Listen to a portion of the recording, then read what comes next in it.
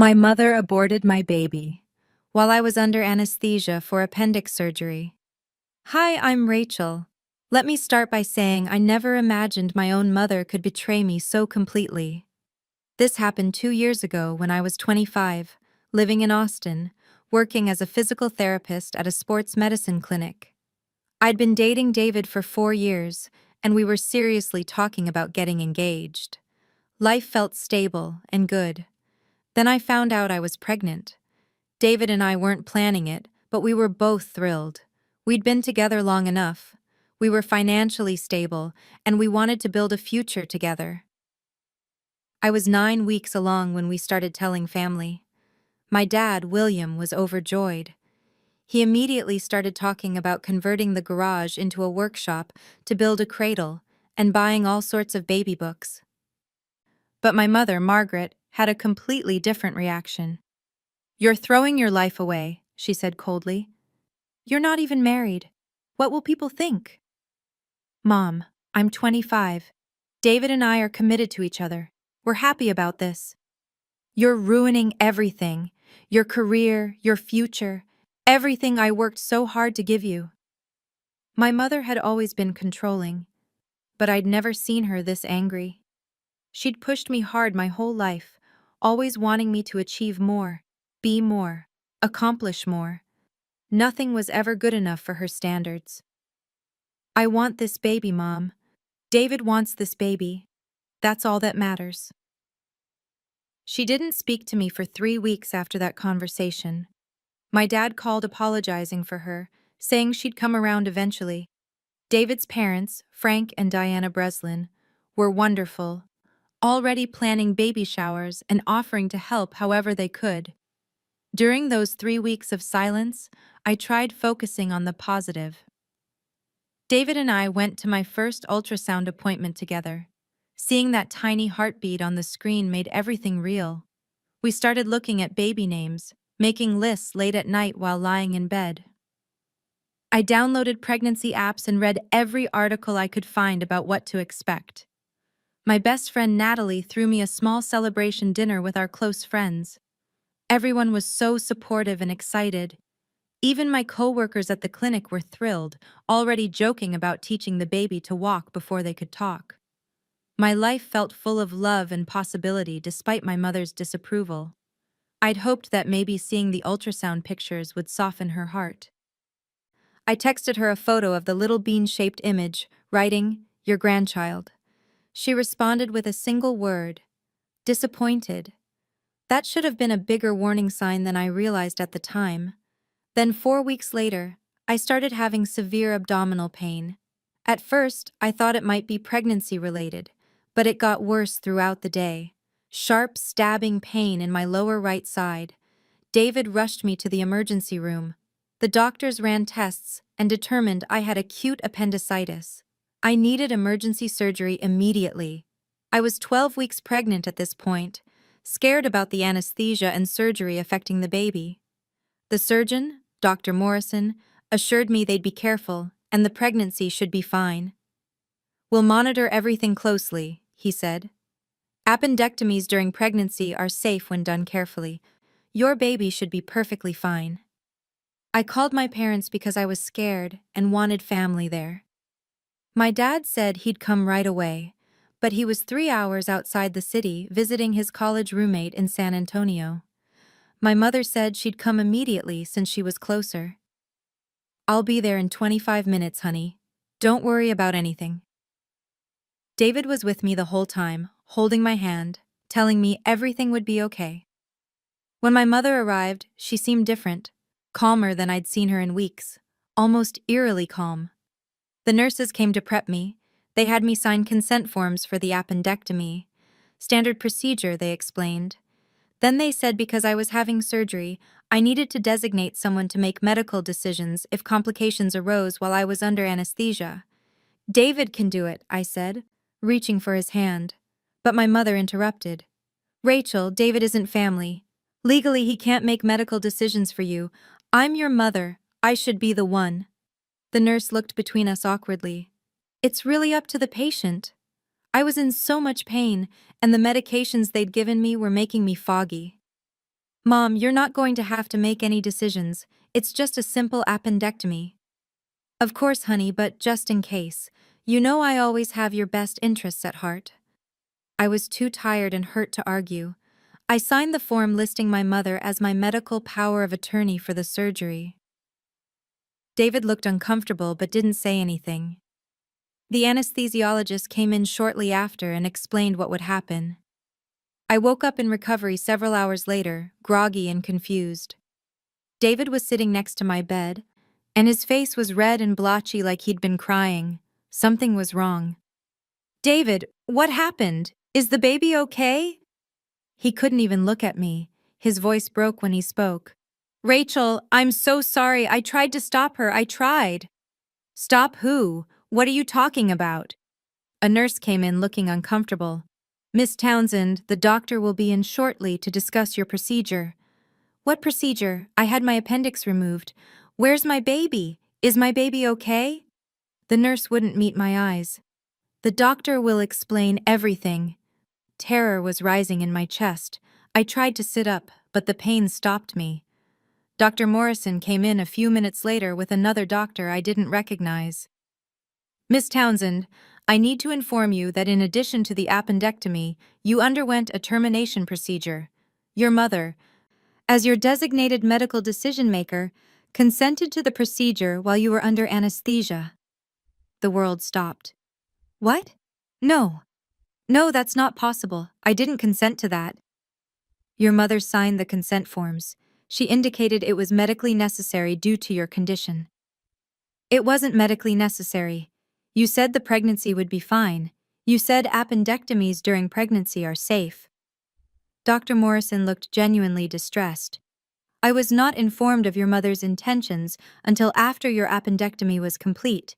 By the time I was notified that she'd authorized an additional procedure, it had already been arranged with Dr. Pemberton here, who performed the termination. I looked at the other doctor, this Dr. Pemberton, with pure hatred. You killed my baby without my consent. I received proper consent from your legal medical proxy, he said stiffly. Everything was done according to protocol. Where is my mother? Where is she? David finally spoke, his voice shaking with rage. She left right after she signed the forms. She left the hospital. I tried calling her immediately. She didn't answer. I called 18 times. Nothing. I called my dad, who was still driving back to Austin. Dad, Mom authorized them to abort my baby while I was in surgery. She didn't tell me. She just signed the papers and left. There was silence on the line. She did what? She killed my baby, Dad. She had them terminate my pregnancy without my consent. I'm almost there, sweetheart. I'm coming. Don't move. Don't do anything. I'm getting a lawyer. My dad arrived an hour later with his friend, my uncle figure, Gregory. They'd already contacted an attorney on the drive. David's parents showed up shortly after. Diana was crying, and Frank looked ready to commit violence. Where is Margaret? Frank demanded. She's not answering her phone, my dad said. I've been calling non-stop. We filed a police report that night. The officer said it was complicated because my mother had been my designated medical proxy, but they took statements from everyone, including the nurses who'd witnessed what happened. One nurse, an older woman named Sandra, was particularly helpful. I told Dr. Pemberton something was wrong.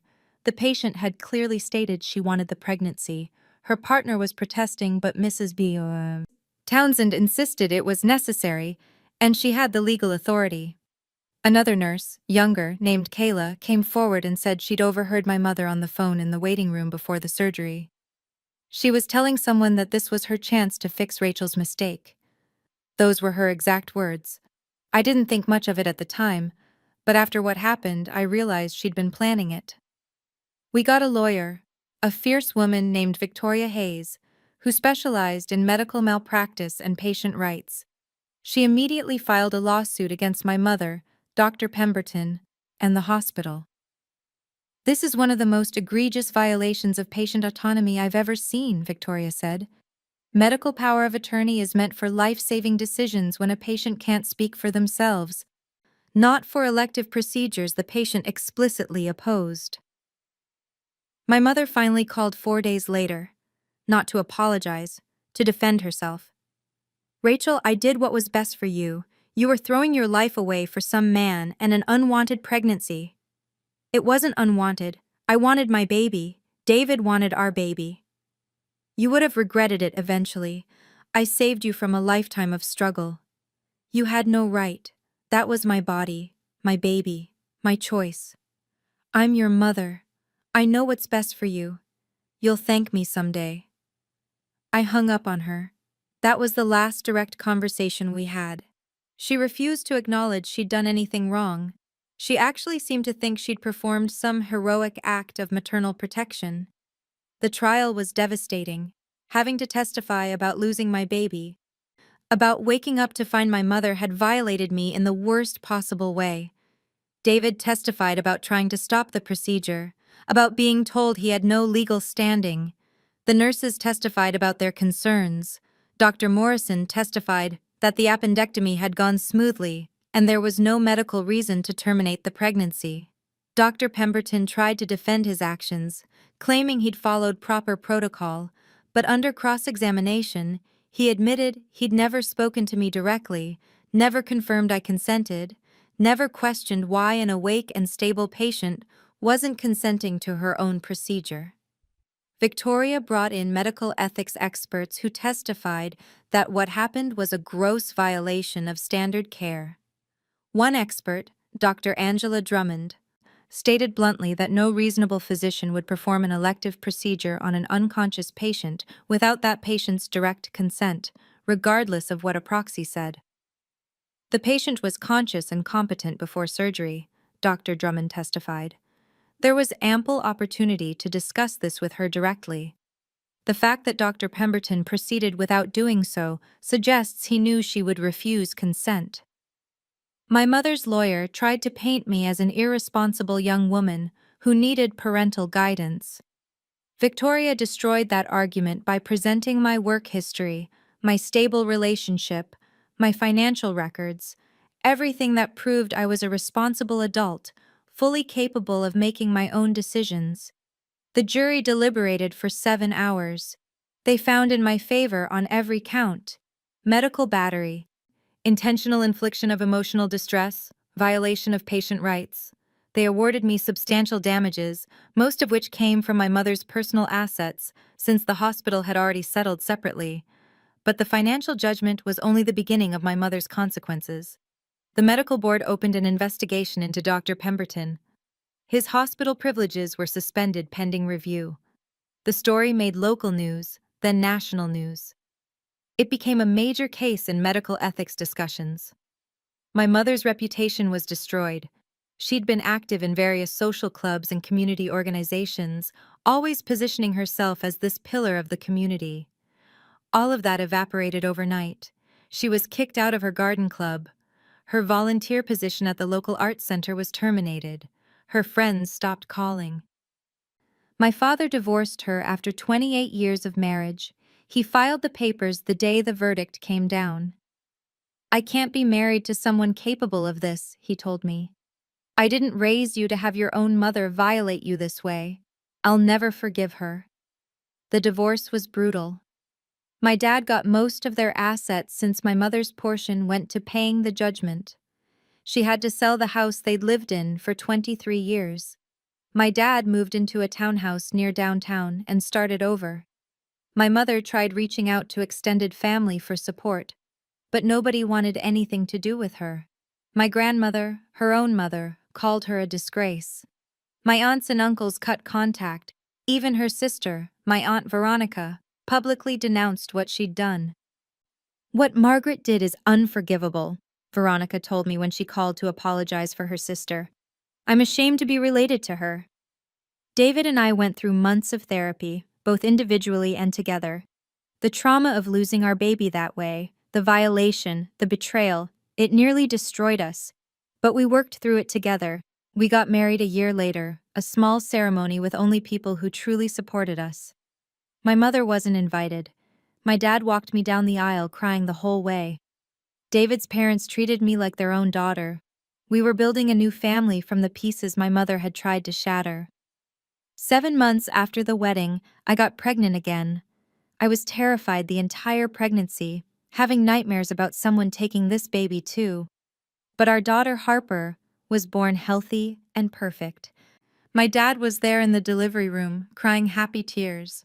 David's parents were in the waiting room, ready to meet their granddaughter. My mother tried to contact me when she heard about Harper's birth. She sent a card saying she wanted to meet her granddaughter, that she hoped we could move past our differences. I sent it back unopened with a note. You gave up the right to be a grandmother when you killed your first grandchild. Stay away from my family. She tried showing up at our house once when Harper was 4 months old. We called the police immediately. She was trespassing, and we had a restraining order by then. The officers escorted her away, and she tried telling them she just wanted to see her granddaughter. My daughter is keeping my grandchild from me, she cried to the officers. One of them, a woman who'd apparently followed the case, said coldly, "Ma'am, you need to leave now. You're the one who made this choice." The restraining order was extended for 5 years. My mother was legally prohibited from contacting me, David, or Harper. She violated it twice, each time resulting in fines and warnings about jail time. Her isolation became complete. She lived alone in a small apartment, working a job she hated because she'd lost everything else. My dad told me she'd aged dramatically, that the stress and consequences had broken her health. She'd developed high blood pressure and anxiety issues. She keeps saying she doesn't understand why everyone abandoned her, my dad said. She genuinely believes she did the right thing. That's what makes it so sick.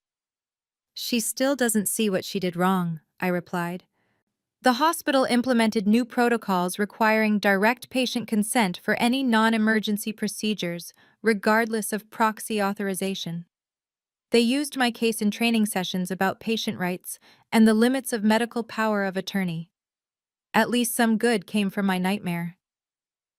Now Harper is 2 years old, happy and healthy. She knows her grandfather, my dad, who spoils her rotten. He built her a little playhouse in his backyard and reads to her every night when we visit. He's the kind of grandfather every child deserves, present, loving, supportive. She knows her other grandparents, Frank and Diana, who love her fiercely. Diana teaches her to bake cookies, and Frank takes her to the park every Sunday. They've embraced their role as grandparents with open arms, filling the void that Margaret's absence could have left. She'll never know Margaret. She'll never know the woman who valued control over love, who chose her own judgment over her daughter's autonomy. Sometimes I see my mother from a distance. She looks smaller somehow, diminished. The confident, controlling woman who ruled every room she entered is gone. In her place is someone hunched and bitter, destroyed by her own actions. I saw her once at a grocery store, standing in the cereal aisle, staring blankly at the shelves.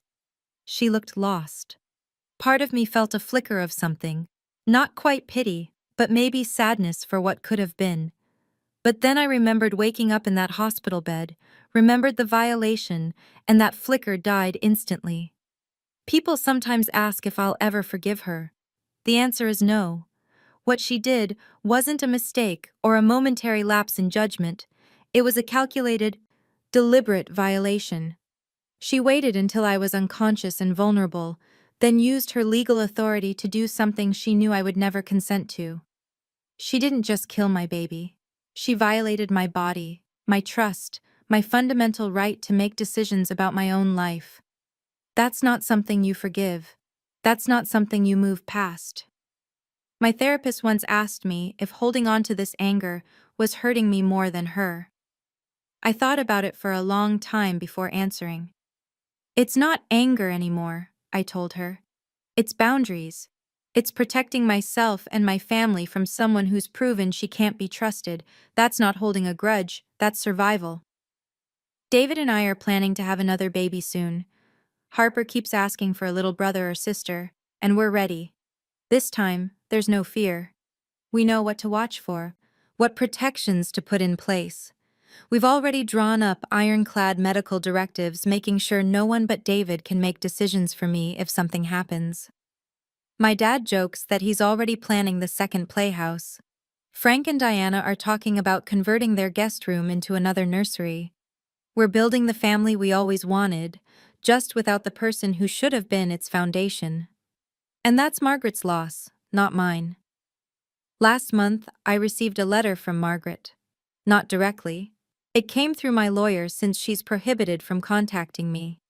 Victoria called to ask if I wanted to read it, or have it destroyed. "What does it say?" I asked. "It's an attempt at an apology, sort of. She says she understands now that what she did was wrong, that she's been in therapy, that she wants the chance to explain herself." I closed my eyes. Does she actually apologize? There was a pause. "She says she's sorry you were hurt. Not that she's sorry for what she did, but that you were hurt by it. Destroy it." "Are you sure?" "Victoria, she's had 2 years to genuinely apologize. 2 years to take actual responsibility instead of making it about my feelings. I'm done." The letter was destroyed. I didn't tell David about it for a few days. When I finally did, he just held me. "You know you don't owe her anything," he said. "Not forgiveness, not understanding, nothing." "I know. But sometimes I wonder if Harper will ask about her someday. What do I tell her? The truth. That you had a mother who hurt you deeply, and you made the choice to protect yourself and your family. Harper will understand that love means boundaries, not blind loyalty."